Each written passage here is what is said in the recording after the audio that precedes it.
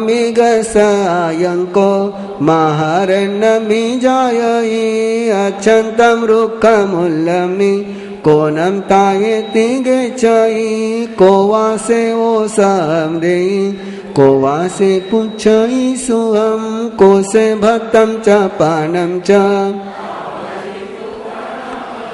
जयाये से सुई होई तया गच्छई गोयरं भक्तपान सटाये वल्लराणि खायिता पानीयं पावुं वल्लरेहिं सरेहियमिगच्चारियं चरितानम्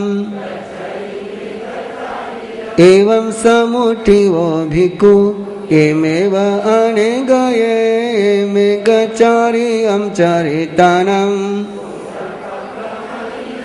एवं समुठिवो भिक्खु एवमेव अनेगये एमेगचारियं चरितानम् जहामिये गणे गचारी अनेगवासे ध्रुवगोयरेय एव मुनिगोयरियं पवित् नो हीलये नो वियखिंसये मेघचारियं चरिष्यामि एवं पुता जहाँ सुहं अम्मपि वोयि मनुन्नावो जहाँ वो वयं तवो मेघचारियं चरिष्यामि सर्व दुःख विमुक्तिं मेघचारियं चरिष्यामि मेघचारियं चरिष्यामि सर्व दुःख विमुक्तिं तुभ्यहिमभनुन्नावो गच्छ पुत्र जासुहम् एवं सोऽमपि यरो अनुमानितान् बहुवियं ममतं चिन्तयिता हे महानागो वकञ्चूयं विधिमितं च मिथ्यय पुत्रं दारं च नायवो रेणुयं वपडे लग्गम् पञ्चमः वयजुत्तो पञ्चसमियोति गोति गोतोय सभिन्तर बाहिरये तवो कमंसि भुजवो निममो निरहंकारो निसंगो चत्तगारवो समोऽयसौ भूयेषु तसेषु थावरेषु य लाभालाभेषु ये दुःख जीविये मरणे समो निन्दापशंसासु तहाँ मानावमानवो गारवेषु कषायेषु दण्डशल्लभयेषु य नियतो हाससो गावो अनियानो अवन्दनो अनिस्योऽयं लोये परलोये अनिशिवो वासी चंदन कपोय हसने अनसने ताम अपसत्य हिम दारे हिम अज्झपझान जोगे हिम पसत्थ दमसासने एवं नानेन चरणेन दंसनेन तवेन या भावनाहिं यशुद्धाहिं सम्मं भावे भूयानि वासानि सामन्नमनुपालिया मासियेन उभतेन सिद्धिं पत्तो एवं करन्ति सम्बुद्ध पण्डियापव्यखना विनियटन्ति भोगेषु मियापुते एवं करन्ति सम्बुद्धा पंडियापव्यखना विनियटन्ति भोगेषु मिया पुते महापभाव समहाजसस्स मियाय पुत सनिसमभासियं तव पहानं चर्यं च उत्तमं गयि पहानं च तिलोगविस् वियानिया दुःख विवर्धनं धनं मम तबन्धं च महाभयावहं सुवावहं धम्मधुरं मनु धारेय निवान गुणावहं धारेय निवान गुणावहं ते बिमिति मिया पुत्यम नामम 19 अध्ययनम संपूर्णम। जब मोह कर्म का मोहनीय कर्म का शमन हो जाता है, क्षय हो जाता है, तब मनुष्य के लिए कुछ भी अज्ञात नहीं रहता है। अपने ही मोह के कारण से हम अंधियारे में रहते हैं। अंतर का मोह जिससे दूर हो जाए उसको प्रणाम है। मृगा पुत्र का सौभाग्य, परम सौभाग्य कि एक ऐसे संत के दर्शन हो गए। बहुत मुश्किल है, वेशधारी के दर्शन बहुत सुलभ है, लेकिन जिसको देख करके अंदर का अंधियारा दूर हो जाए उनके दर्शन बहुत दुर्लभ है। किनको देख करके अंदर का अंधियारा दूर हो जाता है? जो तप, नियम और संयम को धारण करते हैं, जो शील सागर बन करके जीते हैं। ऐसे मुनि को मृगा पुत्र ने देखा, सुविधा के बीच रहते हुए देखा, किसी धर्म स्थान में जाकर के नहीं देखा, किसी धर्म सभा में जाकर के नहीं देखा, अपने ही भोग महल में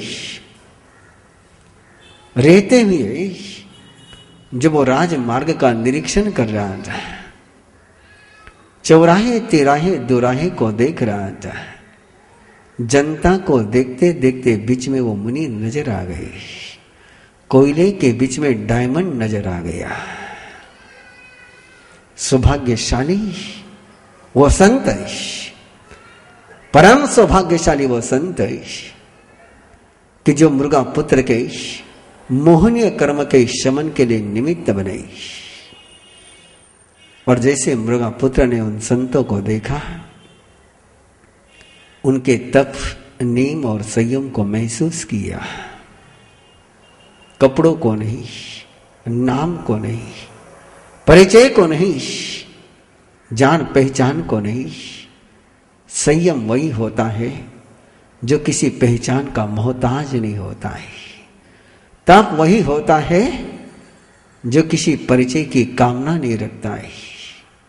और ऐसे मुनि को देखकर मृगा पुत्र के अंदर में एक अवभाव जागृत हो गया, एक श्रद्धा का भाव जागृत हो गया।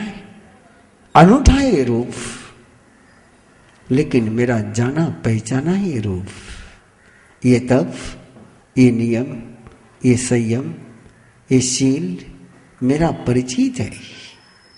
कहाँ इसका मेरा परिचय था? इस जीवन में तो मैंने कभी तप का आचरण नहीं किया, इस जीवन में तो मैंने कभी संयम के मार्ग पर कदम नहीं धरा। कब मेरा तप से परिचय हुआ? कब मेरा संयम से परिचय हुआ? स्वयं से ही पूछने लग गया। जो स्वयं से पूछता है उसको जवाब मिलता है। जो दूसरों से पूछने जाता है उसको शब्द तो मिल जाते लेकिन उत्तर नहीं मिलता। मृगा पुत्र को जवाब मिल गया, अंदर का मोह का अंधियारा दूर हो गया।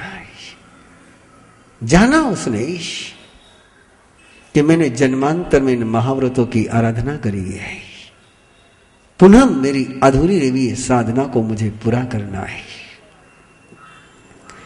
पिछले जन्म में मेरी विराधना के कारण से मुझे पुनः जन्म मरण के चक्कर में फंसना पड़ा। अब मैं ऐसी आराधना करूंगा, अब मैं ऐसा आचरण करूंगा कि फिर मुझे जन्म मरण के चक्कर में फंसना ही न पड़े। और मृगापुत्र अपने माता पिता के पास पहुंच कर कहने लगा कि मैं अब इस संसार के स्वरूप को अनुभूत कर चुका हूं, मैं दीक्षित होना चाहता हूं। और मां बाप ने कहा, बेटा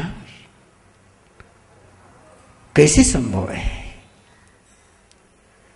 महाव्रतों का पालन करना है, संयम को स्वीकार करना और साधु के मार्ग पर चलने की दिक्कत पर सबसे कठिन कोई बात है, सबसे पहले कोई बात है जो मां बाप ने कही, समया सब भूयेषु, सभी जीवों के प्रति समता का भाव रखना। जिस नजर से मित्र को देखते हैं उसी नजर से शत्रु को देखना। जो भाव मित्र को देख करके मन में जागृत होते हैं वही भाव शत्रु को देख करके भी जागृत होना। जैसे मित्र में छिपी हुई भगवत्ता को देखता है वैसे दुश्मन में रही हुई भगवान स्वरूप को देखना बहुत मुश्किल है बेटा, बहुत कठिन है। समया समभूयेषु, शत्रु और मित्र को एक समान देखना बहुत मुश्किल है। अहिंसा का पालन करना है, सत्य महाव्रत की आराधना करना, बिना दिए कुछ भी नहीं लेना। कि जीव को आदत लगी हुई है कुछ भी लेना हो तो बिना पूछे लेने की आदत लगी हुई है। और ऐसे रास्ते पर चलना कि संसार से कुछ भी ग्रहण करना हो तो बिना पूछे ग्रहण नहीं करना। ब्रह्मचर्य के रास्ते पर चलना बेटा, जिसको काम और भोग का रस पता चल गया हो, काम और भोग रस नुना, उसको ब्रह्मचर्य का धारण करना है। जिसने भोग का रस न चखा हो उसको ब्रह्मचर्य के मार्ग पर चलना फिर आसान है।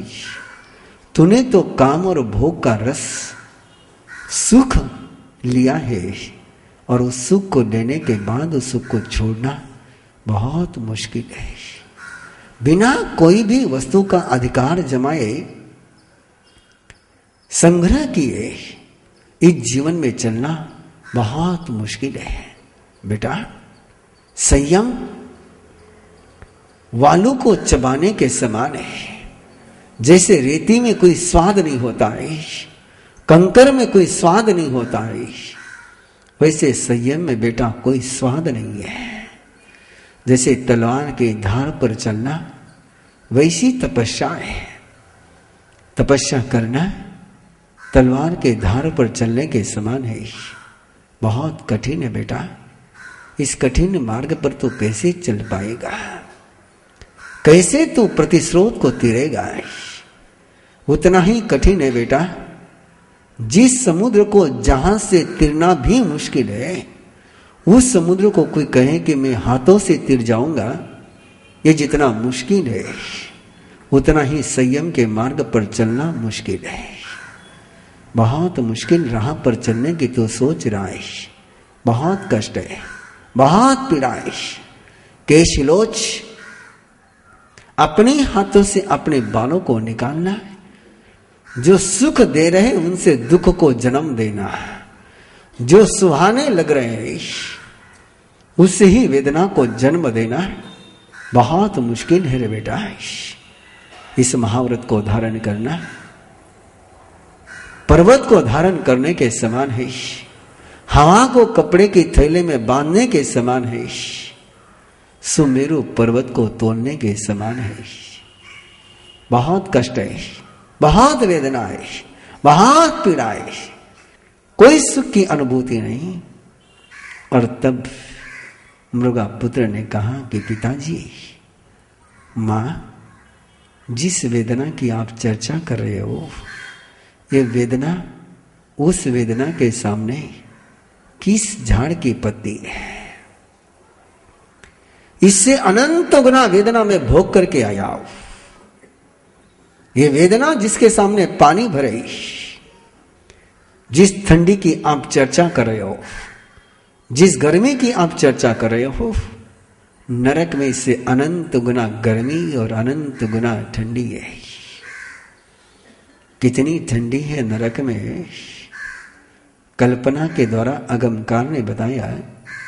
यदि नरक की शीत वेदना को भोगने वाले किसी जीव को हिमालय के बर्फ पर ले जा करके रख दिया तो उसको पसीना आ जाएगा। हिमालय की ठंडी उसको गर्मी लगेगी। इतनी ठंडी है नरक में, कितनी गर्मी है नरक में, कितनी भयानक गर्मी है नरक में।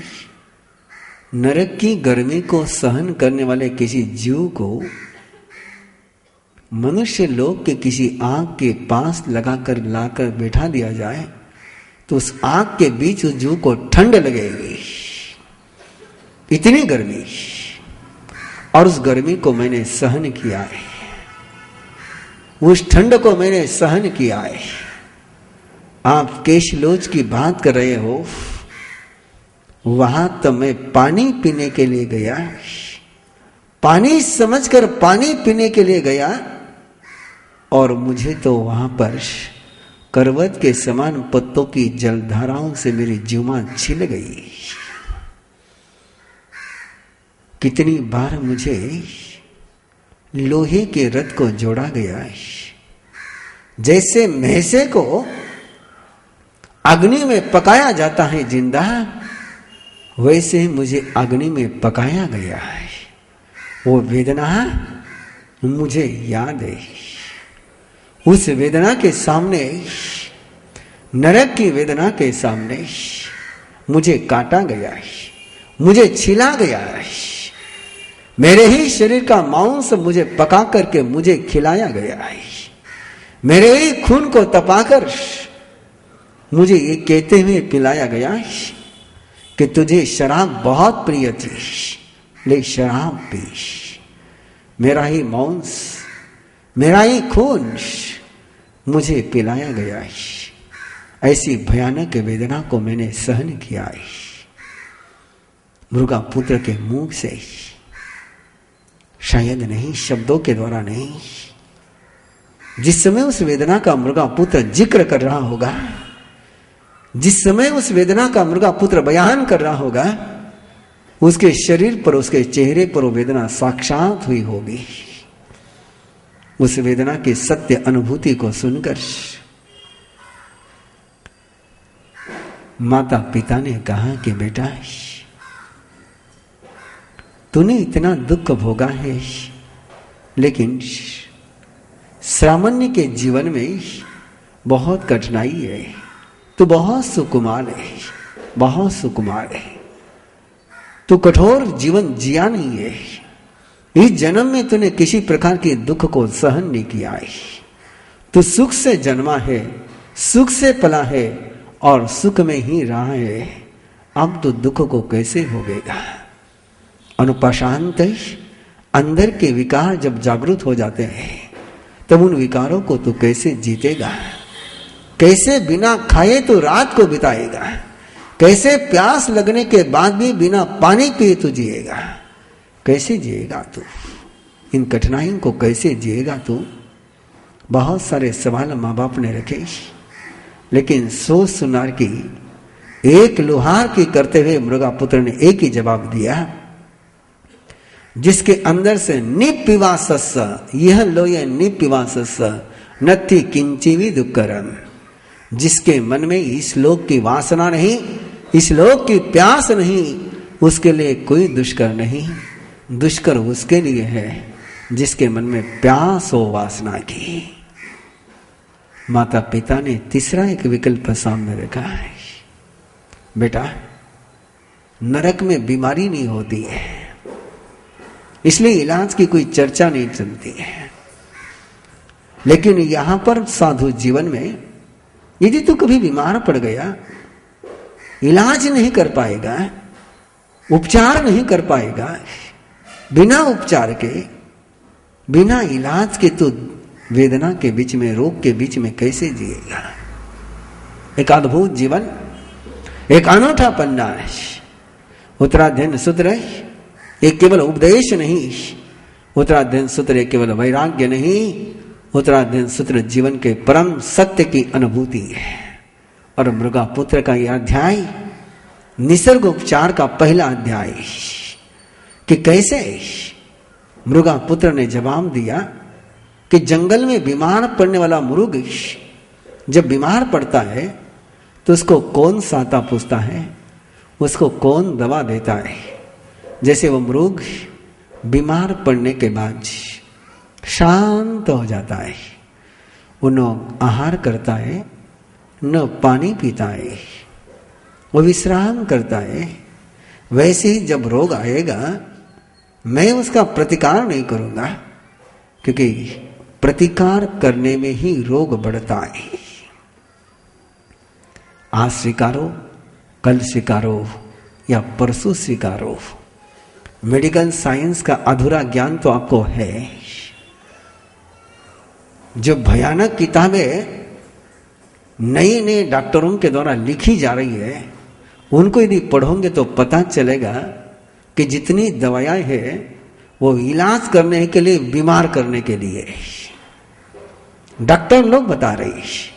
और थोड़ी सी आंख खुली रख करके यदि दवा की कोई रिपोर्ट पढ़ोगे तो ऐसी कोई मेडिकल साइंस की दवा नहीं है कि जिसमें बीमार होने के कारण न लिखे हुए हो।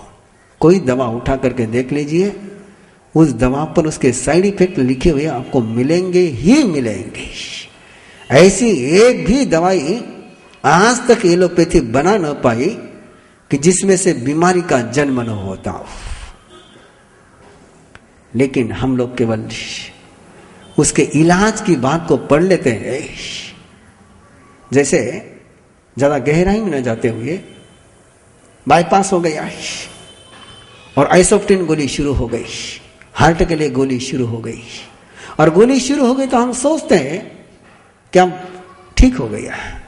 लेकिन वो गोली लंबे समय तक लेने के कारण से सारा खून इतना पतला हो जाता है, इतना पतला हो जाता है, और नसें ऐसी पतले के लिए आदी हो जाती है कि फिर वो किसी प्रकार के सॉलिड को झेल ही नहीं पाती है।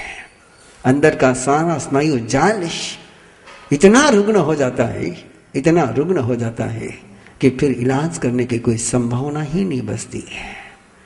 इसलिए बंधुओं, चाहे जो दवा उठा करके देख लो, चाहे जो दवा उठा करके देख लो, और आपके घर में कोई डॉक्टर हो तो उसको ईमानदारी के साथ पूछो।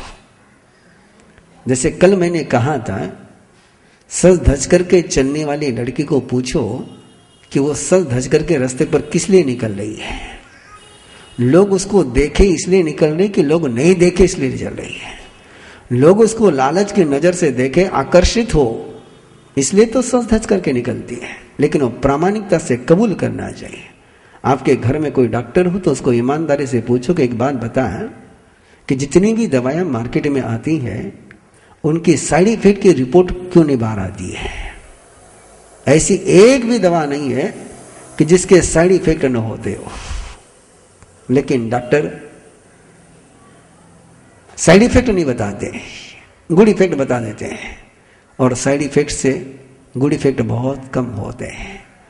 मृगापुत्र ने कहा कि मां, जैसे वो मृग बीमार पड़ने के बाद कोई इलाज नहीं करता है, शांत बैठ जाता है, कि सिद्धांत एक, न दुख टिकता है न सुख टिकता है, जो आया है उसने जाना ही जाना है।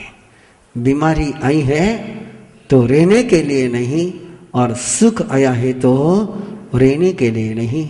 बीमारी आई है तो बीमारी भी जाएगी, सुख आया है तो सुख भी जाएगा। बस पेशेंस की आवश्यकता है, धीरज की आवश्यकता है। और मृगा पुत्र ने कहा कि जब बीमार पड़ूंगा मैं भी वैसा ही रहूंगा। माँ बाप ने जब जाना कि अनुभूति के साथ जीना चाहता है, ये शब्दों के साथ नहीं जी रहा है, ये कल्पना के साथ नहीं जी रहा है, ये सत्य के साथ जी रहा है, और उसको आज्ञा मिल गई। ऐसी आज्ञा आपको भी मिल जाए। माँ बाप की आज्ञा मिलानी तो बहुत आसान है, स्वयं की आज्ञा मिलानी बहुत मुश्किल है। माँ बाप को तो राजी किया जा सकता है कि कोई माँ बाप अपने बेटे को दुखी नहीं देखना चाहते हैं, केवल वो एक चाहना देखना चाहते हैं कि बेटा सच में चलना चाहता है कि झूठ में चलना चाहता है। यदि माँ बाप को ये पता चल जाए कि सच में सुखी होना चाहता है तो कोई माँ बाप रोकते नहीं है। लेकिन स्वयं के मन में मुर्गा पुत्र का यह अध्याय सुनते हुए, इसकी आराधना करते हुए निरंतर मन में एक भाव जगाते रहो कि इस मनुष्य शरीर का उपयोग किसके लिए करना है, इस मनुष्य जीवन का उपयोग किस लिए करना है। पुनः तिर्यंच गति में जाने के लिए, पुनः नरक गति में जाने के लिए, पुनः देव गति में जाने के लिए, या सिद्ध गति में जाने के लिए इस शरीर का उपयोग किसके लिए करना है। धन तुम्हें मिला है, धन से कोयला खरीदना है कि डायमंड खरीदना है। जिन्होंने डायमंड खरीदा उनको वंदन है, उनको वंदन है। और उनको वंदन करते हुए ही अब जीवन की अनाथता को, जीवन की लावारिसता को, जीवन की असह्यता को देखें, जाने, समझे और स्वयं के जीवन को नाद बनाने की कोशिश करने की भावना के साथ 20वां अध्याय पेज नंबर 76। सिद्धानं नमो किच्चा संजयनं च भावो तद्धमगयं तच्चं अनोसिठिं प्रभुयरयनरया सेनिवो मगहाइवो विहार जतं निजावो मंडी कुच्छंसी चाहिए नाना दुमलयायिनम नाना कुसुम संचनम उज्जानम नंदनवमं ततः सोपासयि साहुं संजयं सुसमायं निसनं रुकमुल्लं सुकुमालं सुहोयं तत्सर्वं तुपासि रायनुतमि संजये अचन्त परमोऽसि अहो वनो अहो